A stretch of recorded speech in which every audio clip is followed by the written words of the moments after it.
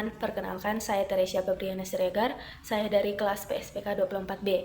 Pada video kali ini, saya akan membahas tugas Tilda mengenai bagaimana caranya membuat grafik di aplikasi Excel dan juga bagaimana kita menggunakan aplikasi pengenalan simulasi kimia. Diberikan oleh Ibu dosen Rini Seli, SPD MSc. Dalam video kali ini kita akan mengupas tuntas dan juga lengkap disertai dengan langkah-langkah yang semoga saja jelas dan mudah dipengerti oleh teman-teman semua. Semoga video ini bisa membantu teman-teman dalam memahami materi dengan baik. Oke teman-teman, pada video tutorial yang pertama ini kita akan belajar bagaimana caranya menggunakan aplikasi Excel dalam membuat grafik. Nah, grafik yang saya pilih ini adalah dengan menggunakan diagram, baik itu diagram garis, diagram batang, dan juga diagram lingkaran. Nah, sebelum itu kita harus tahu dulu apa kegunaan dari diagram ini. Biasanya diagram ini digunakan dalam mengumpulkan data-data yang kompleks dan sulit dimengerti sehingga lebih terstruktur dan mudah dipahami.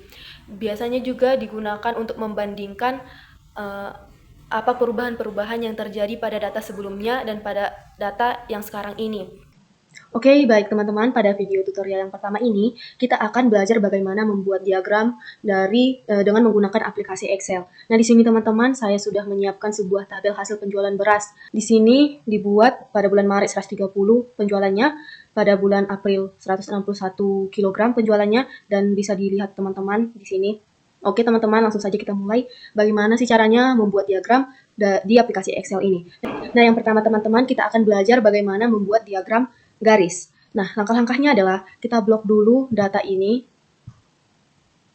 kemudian kita tekan insert, baru kita pilih insert line or area sketch, baru kita tekan, terserah teman-teman mau pilih yang mana grafik di sini, baik 2 dimensi, 3 dimensi, ataupun 2 dimensi area ya teman-teman. Nah, saya di sini akan memberi contoh saya menggunakan grafik yang seperti ini.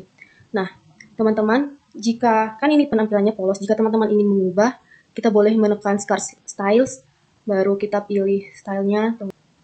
Nah, contohnya seperti ini, terserah teman-teman bagaimana. Nah, saya contohnya memilih ini. Jika teman-teman ingin mengubah warnanya, bisa di sini. Contohnya saya menggunakan warna hijau. Nah, seperti ini teman-teman. Nah, jika teman-teman ingin membuat namanya di variabel X dan variabel Y ini, caranya seperti ini. Kita tekan grafiknya, kemudian kita tekan add scarce element, kita pilih axis titles, kita pilih pyramid horizontal dan juga vertikal. Kalau ingin membuat yang horizontal, kita pilih primary horizontal. Nah, setelah itu kita tekan, kita ganti menjadi bulan ke. Nah, seperti ini teman-teman.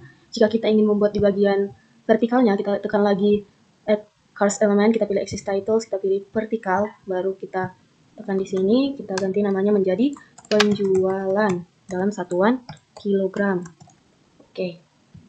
Nah, teman-teman, inilah yang merupakan contoh dari diagram garis ini. Nah, biar lebih jelas, kita ganti ya teman-teman. Diagram garis. Oke. Nah, setelah ini, kita akan belajar bagaimana caranya membuat diagram batang. Caranya juga cukup mudah seperti membuat diagram garis. Pertama, kita blok dulu data ini, kemudian kita pilih insert, kita tekan, nah yang ada bagian kolom ini, insert column or bar case. Kita pilih mau 2 dimensi, 3 dimensi, terserah teman-teman semua. Contohnya saya memilih yang ini. Oke, kita dengan cara yang tadi kita pilih color styles jika ingin mengubah bentuknya. Nah, teman-teman bebas memilih yang mana. Saya yang tadi aja ya. Baru kita pilih warnanya, terserah mau ganti. Oke, contohnya saya pilih yang ini. Nah, jika teman-teman ingin membuat grafiknya juga di bulan ke, penjualan ke, bisa dilakukan dengan cara yang sama seperti tadi. Oke, nah teman-teman, selanjutnya kita akan membuat diagram lingkaran.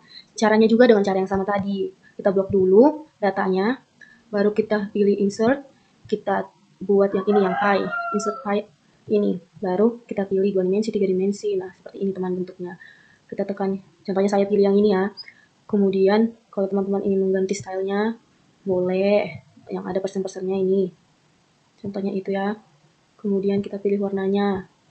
Contohnya warna hijau, biar serasi semua kan. Oke. Kemudian kita ganti ya.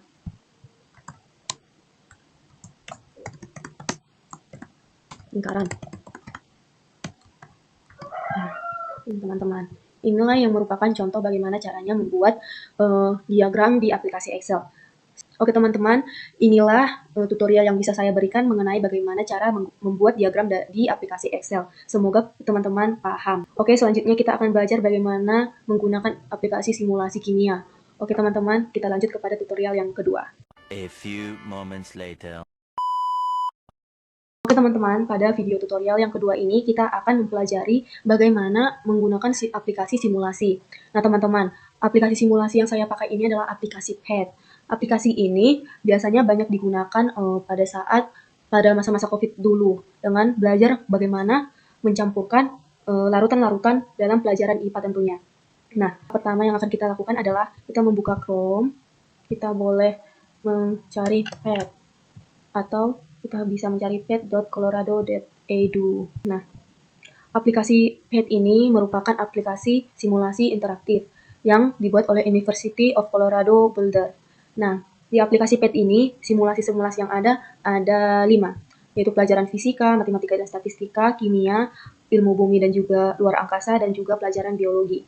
Nah, di aplikasi PET ini juga ada 170 simulasi interaktif, 128 terjemahan bahasa, dan ada 3.601 pembelajaran yang langsung diberikan oleh guru. Nah, teman-teman, langsung saja kita masuk ke dalam simulasinya. Di sini saya memilih simulasi kimia. Oke, teman-teman. Di aplikasi simulasi kimia ini ada 30 simulasi. Nah, di sini teman-teman bisa mengubah bahasanya. Kita bisa menekan lokal. Nah, kita pilih bahasa Indonesia. Nah, yang diterjemahkan dalam bahasa Indonesia itu ada 11 simulasi, baik itu simulasi bentuk dan perubahan energi, polaritas molekul, hambalan Rutherford. Nah, boleh kita lihat teman-teman di sini. Nah, yang tidak disediakan dalam bahasa Indonesia itu ada banyak tentunya ya teman-teman. Nah, di sini. Dan kita belajar yang basic-basic dulu. Kita di sini akan belajar bagaimana menentukan pH dari larutan. Kita pilih yang ini, pH scale atau skala pH yang basic. Oke, cara memulainya itu dengan cara menekan tanda play ini. Teman-teman, sebelumnya kita harus belajar dulu apa aja kegunaan dari gambar-gambar yang diberikan di layar ini. Nah, ini merupakan keran yang akan mengeluarkan air. Ini merupakan wadah dari larutan yang akan dicampurkan nanti, dan ini keran yang akan larutan jika ini mengosongkan wadahnya. Ini merupakan pipet tetes ya, seperti bentuk pipet tetes. Di sini akan dimasukkan larutan-larutan yang tadi. Larutan-larutannya itu ada banyak ya teman-teman, ada battery acid, bone, chicken soup. Nah, teman-teman boleh lihat di sini ya. Oke, yang merah ini merupakan tanda cara mengeluarkan larutannya. Nah, caranya mengeluarkan itu seperti ini. Nah, ini adalah pengukur pH, seperti kertas lakmus ya teman-teman. Nah, di warna merah ini, jika larutannya nanti berwarna merah, maka akan merupakan larutan asam, dan jika berwarna biru, maka akan merupakan larutan basa. Oke, di sini merupakan alat pengukurnya nanti yang akan dibuat ke dalam tabungnya ya teman-teman. Oke, langsung saja kita mulai. Yang pertama itu, teman-teman bisa bebas memilih larutannya. Contohnya di sini, saya memilih larutan darah ya. Kemudian kita tekan, boleh teman-teman sesuaikan mau berapa liter ya. Oke, contohnya saya buat sampai 0,20 liter. Nah, teman-teman, kita hitung dulu ini larutan darah ini pH-nya berapa. Nah, caranya itu seperti ini. Maka dilihat di sini kan, pH dari darah itu 7,4 sehingga masuk ke dalam larutan basa. Kemudian jika teman-teman ingin mencampurkan air, nah pH-nya itu akan berubah. Nah, seperti ini teman-teman. Semakin larutannya itu bertambah banyak, pH-nya akan berubah.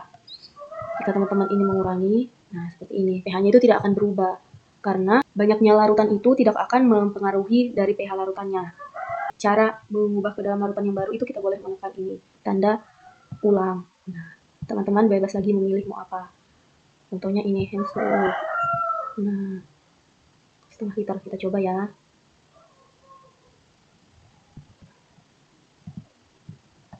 Kita hitung dulu pH-nya berapa. Nah, pH-nya itu 10 sehingga masuk ke dalam larutan basa. Nah, kita tambahkan air sampai 1 liter ya, 9,68. pH-nya itu seperti itu ya teman-teman. Oke teman-teman, silahkan dicoba-coba web ini. Semoga teman-teman dengan menggunakan web ini bisa lebih memahami bagaimana sih memakai alat-alat laboratorium yang mungkin teman-teman di sekolah terbatas atau tidak memenuhi fasilitas-fasilitas untuk melakukan praktikumnya teman-teman. Oke teman-teman, sekian dari video mengenai tutorial menggunakan aplikasi pengenalan kimia ini. Semoga teman-teman semua paham dan bisa bermanfaat untuk kita semua.